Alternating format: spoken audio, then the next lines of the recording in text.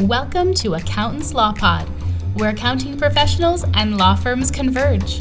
Hosted by Linda Artisani, Sarah Prevost, and Stephen Libhart. Welcome back to the podcast, everyone. How's everybody doing? Fabulous. Rain. Well, let's see. It's gone up in temperature. It's 74 degrees today. It's getting dark here. I'll bet. Yeah, doing good. Doing well. I understand we're talking about scope creep today, our favorite subject. Ooh, yeah, scope creep. I know, right? Freaky. It's so funny because when I think of scope creep, I never heard that term until not that long ago. It's kind of funny, but I think when you think of scope creep, it all comes down to the communication between us and the client. If it's us that we're talking about, same thing for the attorneys, right? They have to have clear communication. They have to have a good engagement letter. You have to spell it out, what is included, what's not included. I mean, those are the things that are so important when you start an engagement with the client and you're setting the table for the whole relationship with the client. So you have to set clear expectations. And let's face it, we don't speak the same language. Mm-hmm. I think sometimes we just kind of assume they know, but then all of a sudden you find out they don't know. And then it can cause a world of hurt. So I think that the thing for you and I too on that point is we've gotten to the stage where we had to put a lot of things in our agreement that's what's not included, or delineation days. If we find things that are prior to this date, yeah, then it needs to be worked on, which is not included in the current service engagement letter. So it's tough because the easy ones, right off the top of my head that I'm thinking of, the easy ones are, you think the trust account's in balance, you find out it's not, and it's prior to the date. Or, whoops, I forgot to tell you, I got a new credit card and it's not included in the entire, ledger system. And before you know, it's like 800 transactions because it's been several months. Can I jump in there? So give me your opinion on credit card transactions. Yeah. Is it scope creep if you discover that they're using the firm credit card for their personal expenses as well? Oh, that's not. I would look at it through that lens personally. I would definitely lots of stuff. I had a client who went to coffee every day. We had 52 weeks of 5 days a week of coffee receipts that were not the firm. Yeah, it's not the firm, but again, it's you're just going to handle the transaction, and the transaction's going to land into your distribution or owner's draw, because those are not client meetings. Those are not employee sessions.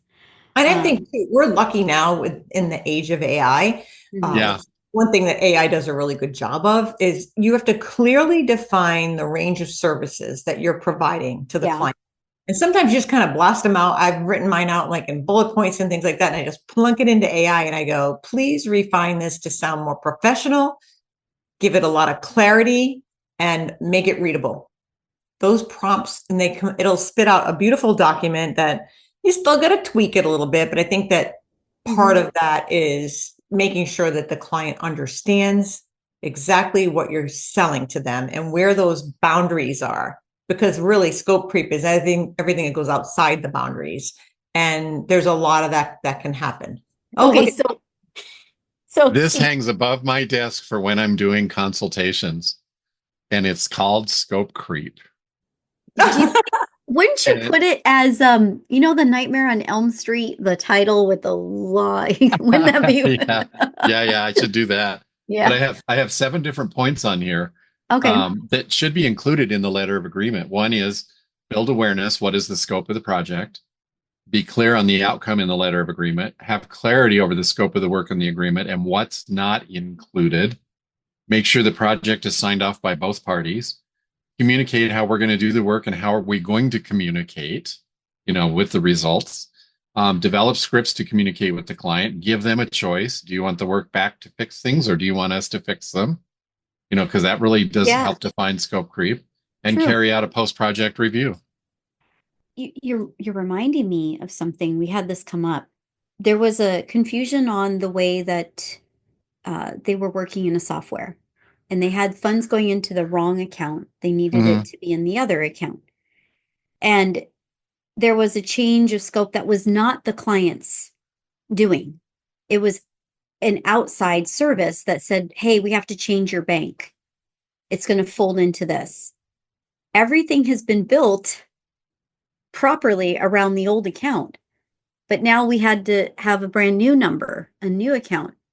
So inside their practice management software, we needed to make sure all of those funds transferred to the new one. Oh, yeah, yeah. However, that was not within our scope. That's not our due diligence. So to your point, we gave it back and said, here are your two options. Surprisingly, they opted to do the work themselves. Wow. And so the secondary point to that was, if it's not done right, there will be a fee for us to fix it. That's the very first thing that I thought of when you said that. Yeah. But there's scope creep in accounting services that you're going ongoing, and there's scope creep in a cleanup. Totally different at the project work. In fact, we always try to do the cleanup project first to see if we want. It's kind of like dating before we get married. We want to know if we really like working with the client. So we do it that way. And then if you look at it that way, that's going to give you a good picture of it. But then that happens a lot in project work, where all of a sudden that you find something that's not in there. And for example, is this scope creep, Steve? You priced out a job. You missed that the undeposited funds had 20 pages there. You only saw the front page and said, oh, there's not much here to clean up. Is it scope creep if you gave them a price to clean it up and that's in there and you found 20? Oh, boy. To the client and say, I didn't realize that instead of having 50, you have 250 things hanging. I think that's on us because we didn't review the file correctly. Okay, Sarah, what do you think? It's a mix. It would be, hey, it is. It's a tough one. It depends too. It depends on, did you do a discovery charge to list it? That's part of your checks and balances. So it would be on you. The other part is something that we do differently now is we list how many accounts are in the file. Yeah, we do. Because some things, all of a sudden, more accounts pop up as you go on. But I just want to go back to that because this actually happened to me. That's why I asked the question, because Steve, I did exactly what you did, what you said. I ate it, ended up doing the work myself instead of giving it to staff. I missed that I saw the front page and I didn't realize that there was 50 more pages. And this is a long time ago. This was caused by somebody. Remember when the PayPal app got connected and it just brought everything in and there was no way for that? That's what happened in this file. It was a mess. And it was more than 50. It was like 500 pages. Oh, and I should have gone back to the client and said, look, I missed this. This is going to take, I did go back and say it's going to take a lot of time, but I ate that. And I should have gone back and say, look, this was caused by the paper. This is before, I think before online even. No, it had to be with online, but it was just a mess. And it was that app pulled in differently than a bank feed. And it was just. So my question though on that, because it happened to me. I connected an app and I ended up with a lot of receivables in undeposited funds that should have never landed there. Well, that was on me. It's a big, messy place, though. It's a big, messy place. It just depends. It depends on where you paid for the time to scope out the work. Did you list it out? Was it part of your findings? And if it was part of your findings, or if it wasn't part of your findings, but it's something you ultimately missed, then yeah, it is. I'm sorry. That's on you. Okay, so here we just talked about this a little while ago before we started this recording. We keep a scope creep file for each client. And within that file, and you brought this up, Linda, which I thought was brilliant, also have in that file wins where we've saved money for the client, where we've done all these things. Yeah. And then you can go back in your scenario where all of a sudden you had several hundred undeposited funds when you only saw 50 or so in the beginning. You can say, you know what? I didn't realize there were this many out here, but now I see it. So the scope of this is bigger, but here's where I've saved you money. Here, boy, didn't we get excited when we did X, Y, or Z or whatever it was. And you can say, but this is going to cost a little bit more. And I apologize, but I really want to be honest and upfront with you. I probably should have gone to the client. I should have gone to the client and said, I totally missed this. and see if I could work it out. I didn't do that, but in my head, how I resolved it in my brain was like, there's been where I've priced them. And this is like right in the beginning when we stopped doing hourly and I started shifting over to fixed pricing. Yeah. And I remember thinking to myself, all right, you win some, you lose some. That's on the weekends. I didn't, obviously if I had made staff do it, it would have cost me more. So I did the work myself and cleaned it up, and then it was just awful. It's a learning process. I did the same thing. When I realized my biggest mistake there, I was like, oh, you're kidding me. Had I known what at that level at that time. And this was, to your point, Linda, years ago. That's why we're speaking right now from so much experience. We are. To be fair to the audience. Once that happens, you never miss underpaid. Never miss it. Yeah.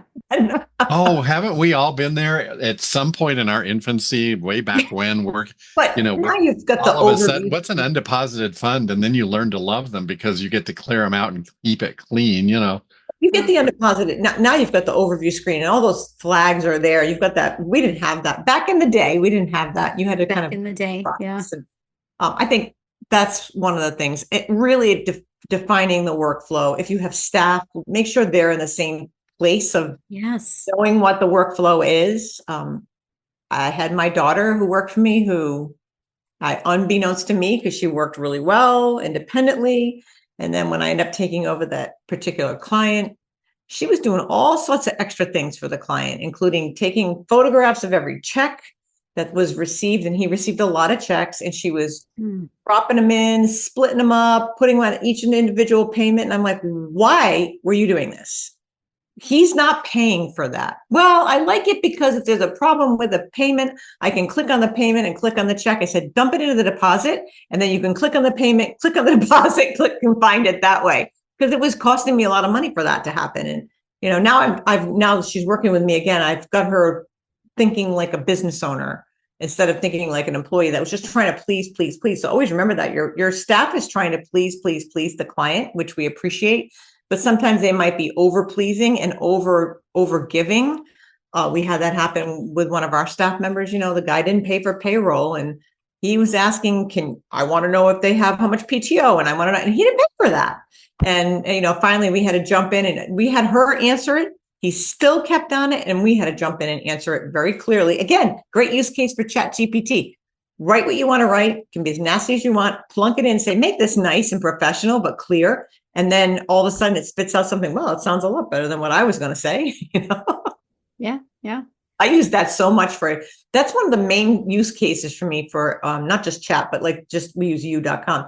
Just using the AI, that's the most successful use case. Is it perfect? No, I still have to go in and make it me, but it helps me I can tell it, look, I know this is a really angry toned email. Can you make this more just professional or more clear or not so angry? And then it can fix that stuff. So it's a good place to put it in. And then you got to take out the part where they go, I hope you're doing well. Because every time they start an email, it's always like, I hope you're doing well. It's like, we don't talk like that, but that's kind of how the AI is trained, I guess, to be, I think of the little things, the nuances with team staff or anybody else for that matter. You got to also decide what's immaterial. At some point, chasing down $20 on something that's very You don't want immaterial, a nickel and dime them, no. No, that's ridiculous. I mean, if I was in an hourly space, you'd be mad as a client. Yeah. Right? To be having to pay for something like that. And I think of it in the sense of similar to what attorneys discuss is they'll do a certain level of work. A junior associate might do another level of work. A paralegal might do another level of work. It's the same thing. It's the same conversation. So scope creep can happen outside of our engagements with clients. It can happen internally with the staff and how we lay that out. And I believe that what we need to go back to is the structure as best as possible. But also, it is sometimes really hard to navigate the space to understand, are you asking for something more? Is that really outside the scope? Sometimes it does feel, and sometimes you have somebody on your team that makes a mistake. Yeah. And they have to go back and clean it up, which I have, faced recently and directed on how to orchestrate that cleanup as best as I can. But it comes down to following the money, ensuring that you've got the data in the right place. So, Well, and I think that, the type of clients that we work with are professionals. They spend a lot of money to become attorneys. They learn how to write, they learn how to listen, they learn how to speak to their clients. yeah. And scope creep is something that they're very aware of. And I've really, having worked in several law firms over the past 20 years, I really admire when I find an attorney who handles scope creep professionally and they're like, okay, fine, we'll do this extra work. And they just bill the client for it and it's not a big issue. Yeah. It's, you asked me to do it, I did it. Like you always say, Sarah, we're in business too. We get it. We get it. Yeah. We get it. So it's not something to be afraid of to broach with the client, but it's something you need to be organized with in keeping track of. Steve, we were talking about this earlier. You likened it to the construction industry, right? And work scope change, and something for you that recently came up. You agreed upon a design and implementation, and then you went back and said, "Hey, I want to have X, Y, and Z," and it was like, well, of course, that's going to cost more because that's material and labor charge included in that, and that's very similar to what we do. I think where it gets really murky to Linda's point earlier, and you were saying this too, Steve, is the conversation around it. Just because you decided, oh, lucky stars, you landed the Amex Platinum, and now card number 5 is walking in the door, doesn't mean you're losing card number 4. Right. Or you're switching it out, right?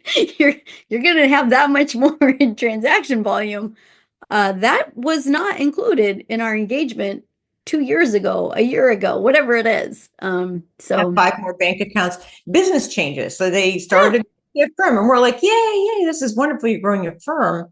But then if you've added a lot more attorneys to staff and then they need them to be tracked to see if they're productive, all of that leads to a complete overhaul. If they started small, 4 employees and now they have 50 employees, it's a whole different game. And I think that has to be addressed.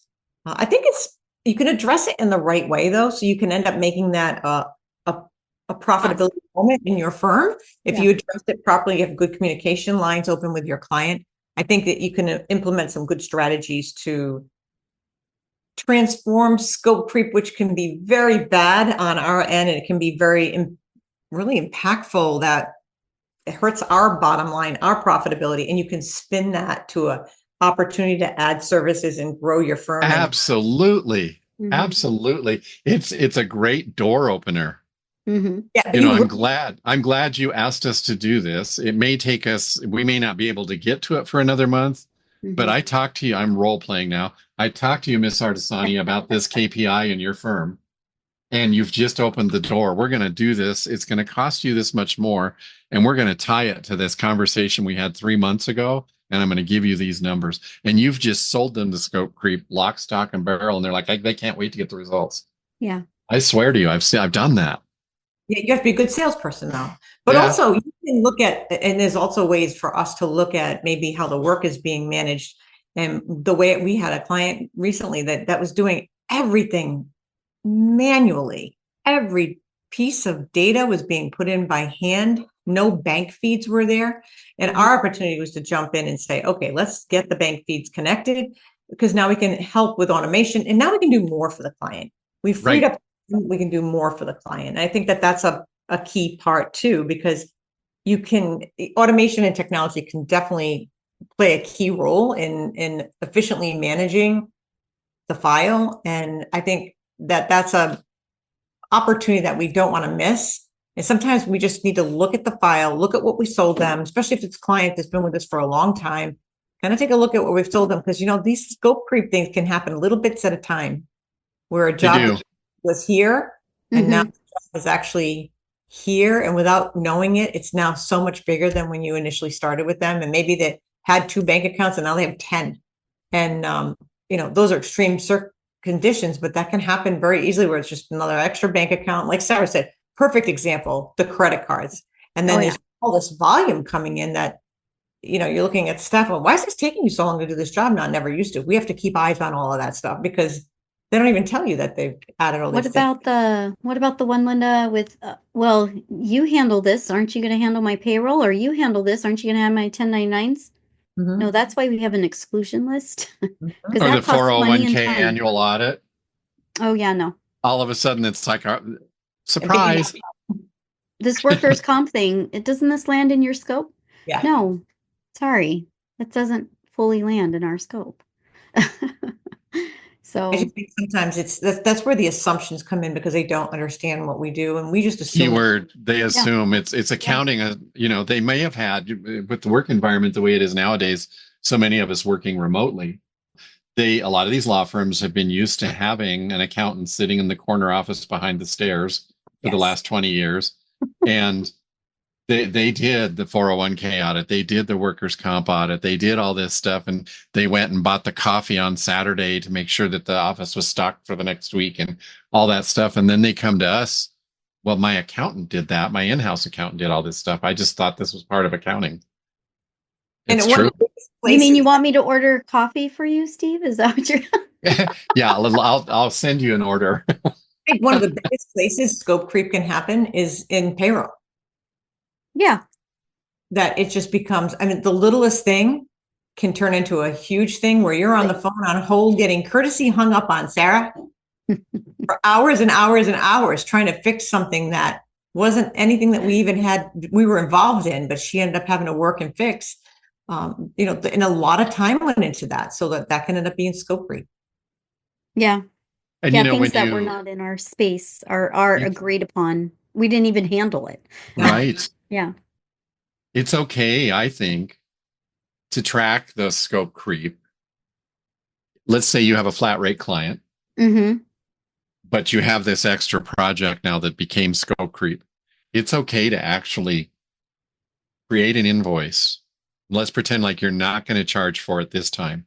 Create an invoice, show the number of hours, show everything that you did and say no charge or courtesy discount or whatever, and present that to the client and say, this is the value of what I just did this time for you. And now you've added this on. I project that this is going to take about that same amount of time every month now. So we're going to have to look at this addendum to the letter of agreement that we have that says going forward, this is what this extra payroll add-on is going to cost or whatever. We don't mind doing it. It's a new letter. I'd say it's a new letter of engagement as far as the services go.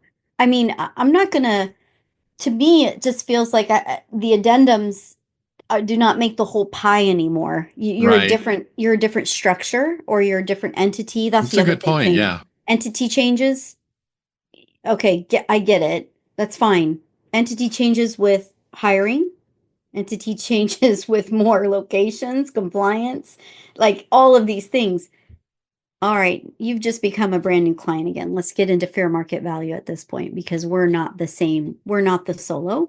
We're now X. We're not the two attorneys. We're now this.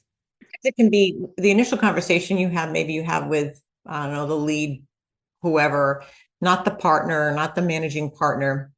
And sometimes they're not involved. They're way too busy. They're too important to be bothered with something like this. And then they're not around. They're not really giving you. And then information comes out secondary to you're already working in the file. And all of a sudden something that you had no clue about lands in your lap that made a complete pivot on the file. That's scope creep. And if it ends up more work, you kind of have to go back to that and say that this was not divulged to us in the initial discovery meeting.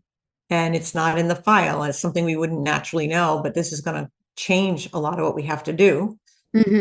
Have that in I think you have that. Yeah. I think it's really comes down to having a really strong foundation. When you start working with a client, have a good conversation, be super clear, make sure you open it up to any questions that they may or may not have. Redefine it, regurgitate the details in case they have questions in the conversation. I think that a lot of times there's a lot of complexity that we just kind of blur over because we know what we're talking about. And I think with working with the attorneys, it's not their forte. So we have to be careful what we say and how we explain it and just set clear and really, really clear, defined tasks. And sometimes you don't want to go too overboard. This is where we use Ignition and it does a great job. And they've implemented AI in a beautiful way. So we can put something together and then ask it to redo it. And it does a really great job of redefining the details so that our quote is super clear. And it will rewrite it in a way that sounds better. It just writes it out in a way that I think is more defined and clear because that's what it's built for. And anytime you can do that and make it better and better and better, I think that's going to help you get that foundation so that, because really that's the beginning of your relationship with the client. And if that goes wrong in the beginning or goes south or sour, that can really ruin your time with the client or animosity. I mean, if you have to go back to charge them more, the money conversations are always difficult with clients. So yeah, but always have your contract in writing. Don't not have it in writing. Make sure it's written down. I've heard people say that, oh, this went really bad. It was a handshake deal. Oh, please don't do a handshake deal. Make sure you have it written down. And this goes for the attorneys as well. They know that. I mean, they're smart people. Always have a backup plan. Have a meeting. Onboarding is key. We know some people that actually charge for onboarding because it is a bigger lift for us in the beginning of a file. So you might want to, that's another important piece as you start building your relationship with the client, and keep the lines of communication open. I can't tell you how many times Sarah has said, how many emails did you send? Pick up the phone and call them, because that can be so much better than just writing out an email. It's misinterpreted, or a text, or however you're messaging. She says, why don't you just call them right now. But it's true. And it's a lot easier just to send out that email. And then they're like, they never responded. Well, call them. And sometimes if you call them and you say, I'm thinking about you, and start the conversation in a way that they're like, wow, they really care about me. It's going to go a long way. Well, for those bookkeepers and accountants that are listening to this today, or watching this today, this comes up a lot in a lot of the different subjects that we talk about in the podcast. And it always comes back in, and I'm thinking of it now, is that we are more than just putting numbers in and turning around and turning the computer off and walking away for the night. If you're doing those kinds of books, you're not doing not only the client a good service, but you're not doing a good service to yourself. And that's where, like you said, Linda, things can go south. There can be misunderstandings. The client can say, well, now I need this done, or I need that done, or whatever. And if you're not monitoring and running your business the way you professionally should, and really focusing in on how you're putting those numbers together, scope creep can come in and take over the whole picture very easily. It can make you feel resentful. Yes. Especially resentful to yourself because you didn't open up your mouth and say something like, this is well out of the scope. And we need to have the conversation and do that before you actually do the extra work. Because once the work is done, going back and billing them, it's a harder conversation, because then they weren't aware that it was going to cost them more, even though they probably should know. So you really want to make sure that you have the conversation. It's just all about communication, really, when it comes to it. Is. And they know that a letter of agreement is coming, but don't be afraid to talk to them right up front and say, if you have extra projects, we call that scope creep. If you have these extra things, we're open to it. We're open to being a big part of your team and communicating with you, but know that we're going to watch that and we're going to make you aware of it when it happens. Yeah. They'll get it, because that's what they do in their business. Oh, I'm sure they have it happen with them as well. All the time. Like family law. And they just I just remember going through it, my daughter going through it and having a call, and the call at all hours of the night. All I could think of is the clock is ticking, and that's money being burnt. But I mean, they really have a hard job. So I could see where that could really expand into he said, she said, and all of a sudden this little tiny divorce that might have been mediated is now big. And it's hard to put the bumpers on it. So yeah. Good conversation. Yeah. It's a lot. It's a lot of stuff behind scope creep. She said. To support the Accountants Law Pod, please take a moment to like, share, and review this episode. And be sure to subscribe to this podcast on YouTube and wherever you find your favorite podcasts. If you have questions, topic requests, or guest suggestions, you can email us at info@accountantslawpod.com or send us a message through our website, accountantslawpod.com. To join us in the Accountants Law Lab, which meets every Friday, visit our website at accountantslawlab.com to sign up. This has been good. It is good. For sure. Yeah.